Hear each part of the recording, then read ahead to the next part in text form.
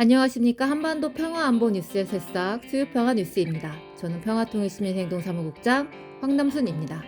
오늘은 드러나는 평양 상공 무인기 침투 사건, 군이 직접 대북 연단을 살포했다는 사실, 연말 연초에도 계속되는 한미연합 군사훈련에 대해서 말씀드리도록 하겠습니다.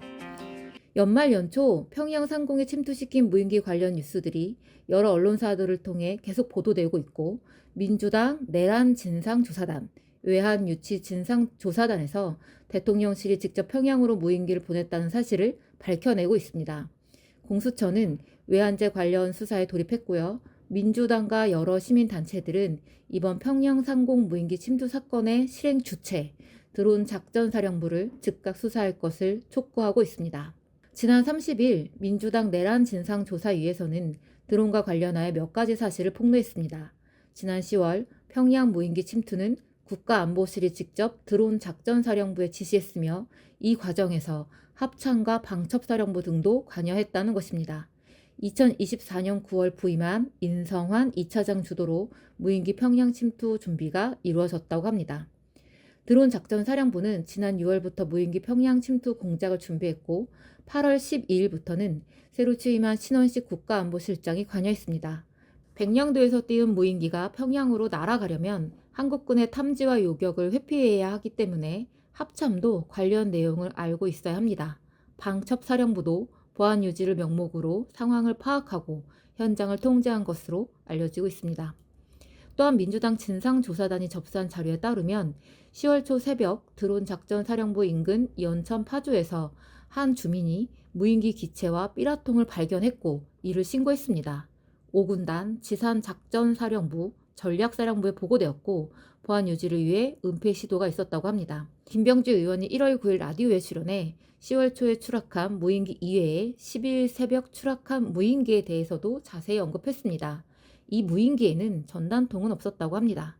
김병주 의원은 김종배의 시선집중에 출연해 북한이 평양에 무인기가 왔다 갔다고 발표한 10월 11일 다음 날인 12일 새벽 4시쯤 평양에 떨어진 무인기와 유사한 무인기가 경기 연천 임진 강변에 떨어졌다는 주민신고가 있었다고 말했습니다.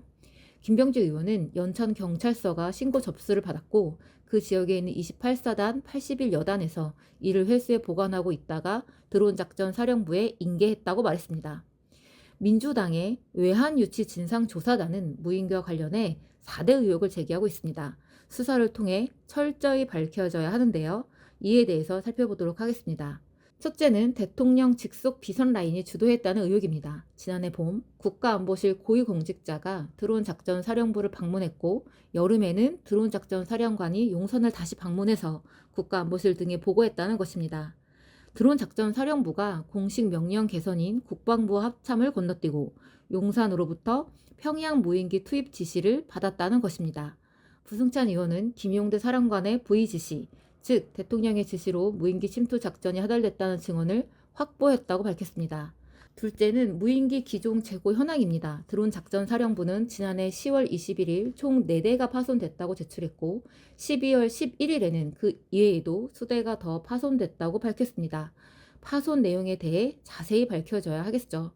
세 번째는 드론 사령부의 2024년 10월 상황 일지이고요. 네 번째는 드론 작전 사령부에 삐라통을 제작할 수 있는 3D 프린터가 있었는지 확인해야 한다는 것입니다. 제보에 따르면 3D 프린터로 삐라통을 제작해 무인기에 탑재했다고 합니다. 드론 작전 사령부가 3D 프린터를 가지고 있었는지 확인해야 합니다.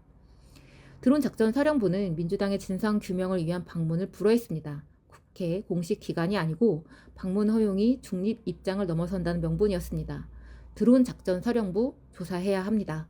평양 상공에 시끄러운 무인기를 보내 전단을 날려서 평양에 사는 누구라도 다 알게 만들어서 북한의 공격을 유발하려고 했던 것 아닙니까? 이에 대해 명명백백히 밝혀져야 합니다. 오늘 수요평화 뉴스 여기까지입니다. 감사합니다.